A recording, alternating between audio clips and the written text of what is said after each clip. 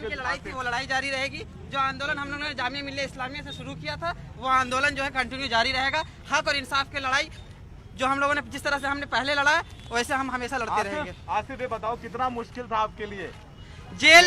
Jail तो सारे लोग आए जो जिन्होंने जो है हक के खिलाफ आवाज उठाया वो उनको जेल आना पड़ा। तो जेल का एक्सपीरियंस बहुत अच्छा था। शुरू में जुल्म हुआ, तशद्दुद हुआ, लेकिन हमने उसको बर्दाश्त किया और उसके बाद आपकी उम्र सिर्फ 24 साल थी जब आप जेल गए। आपके ऊपर आरोप लगा कि आप आतंकवादी हो, आपने लोगों के साथ मिलकर के दिल्ली दंगे भड़काए, देश के खिलाफ काम किया। इन आरोपों पर आपका क्या कहना है? आज से नहीं, देखिए आतंकवादी तो जिस दिन हमको उठाया गया उस दिन पहले गाड़ी से ही शुरू हो गया था। आतंकवादी, देशद्रोही, दंगाई, जिहादी, इस तरह के जो अलकाब है जो हमें जो है दिया गया, इस तरह के निक नेम जो है हमें दिया गया, हमने उसको एक्सेप्ट किया। क्योंकि इसलिए एक्सेप्ट किया क्योंकि हम है नहीं, अगर होते तो हमें चिढ़ होता। हम तो हक और इंसाफ की लड़ाई लड़ने वाले थे, इसलिए हमने जो है उनकी जो भी एलिगेशन था हम उसको बर्दाश्त किए और सब्र के साथ काम करते रहे। जेल के अंदर भारत के संविधान में भरोसा था कि एक दिन आपको बेल मिलेगी, आगे लड़ाई में आपकी जीत होगी? बिल्कुल बिल्कुल।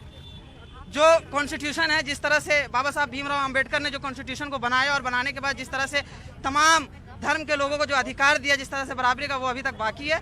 और उसको देखते हुए, कॉन्स्टिट्यूशन को देखते हुए मुझे उम्मीद था कि आज न तो कल इंशाअल्लाह जो है हम रिहा होंगे। आसिफ, क्या संदेश देना चाहेंगे? आप रिहा हो गए हैं और आसिफ से हम बात कर रहे हैं। सोनल, आसिफ आप रिहा हो गए हैं, क्या संदेश देना चाहेंगे? देखिए, मैं यही कहना चाहता हूँ कि जो लड़ाई CA, NRC, NPR जो सरकार अभी लेकर आना चाह रही है और फिर सरकार जो है उस पर काम करना चाह रही है, उसका विरोध जो है वो चलता रहेगा। हक इंसाफ की लड़ाई, जिस तरह से नजीब हो, इखलाक हो और अलीमुद्दीन हो, इनकी जो लड़ाइयाँ थी वो लड़ाइयाँ कंटिन्यू जारी रहेगी। डर नहीं लग रहा है आपको? बिल्कुल डर नहीं लग रहा है। डर तो सिर्फ ऊपर वाले से लगता है, अल्लाह से, सिर्फ एक खुदा से डर लगता है, इसके अलावा और किसी से आपको लगता है कि दिल्ली पुलिस ने जो आरोप आप पर लगाए गए हैं, आपके खिलाफ एक कैंपेन भी चलाया गया, जैसे कि आपने बताया कि आतंकवादी कहा गया, जिहादी कहा गया, जैसे तमाम दूसरे लफ्ज भी इस्तेमाल किए गए आपके खिलाफ, आप उनसे, उस परसेप्शन से, उस धारणा से कैसे लड़ेंगे? आज से आपकी उम्र सिर्फ 25 साल है। जितना लड़ना था, जब शुरू में जब जेल आया तो पेड़ पकड़ा के मुझे मारा गया शरीर में, मतलब जेल के अंदर, और स्पेशल सेल में मुझे मारा गया,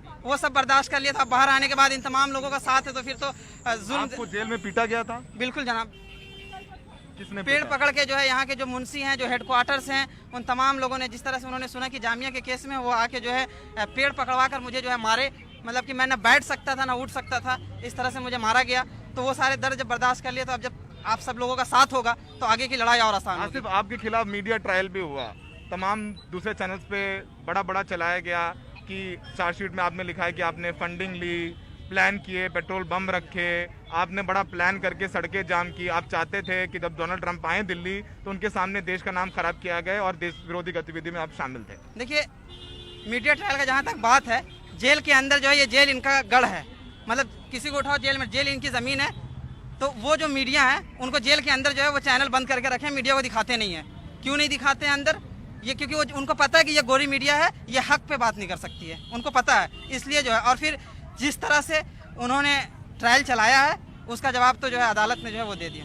अदालत पर भरोसा है, संविधान पर भरोसा है? बिल्कुल बिल्कुल जनाब, बिल्कुल। कैसे, ये कोई कहने वाली बात ही नहीं है। अगर अदालत पर भरोसा नहीं होता तो आज यहाँ नहीं होते। तो आप ये फूल लेकर खड़े हैं, आपके वालिद और वालिदा झारखंड में हैं और यहाँ पर आप थे अंदर, आप छात्र हैं और आप के लिए ये 1 साल से ज़्यादा लंबा वक्त कितना मुश्किल था? शारीरिक तौर पर तो आपने बताया कि आपने आरोप लगाए दिल्ली पुलिस ने कि आपको मारा, मानसिक तौर पर, भावनात्मक तौर पर कितना मुश्किल था आपके लिए? देखिए, मुश्किल नहीं था, क्योंकि हमने जब अपनी तारीख को खुद पढ़ते हैं तो हमें पता चलता है कि हमारे जो नबी हो या फिर जो तहरीक, जो जंग आज़ादी के लिए जो तहरीक चलाई गई और उसमें जो कुछ मुश्किलात और परेशानियां आई वो कहीं इससे बढ़कर था। इसलिए यहाँ की जो मुश्किलात और परेशानी है उसको बर्दाश्त करना कोई भी जो है मुश्किल काम नहीं है। और मैं स्ट्रॉन्ग था, स्ट्रॉन्ग हूँ।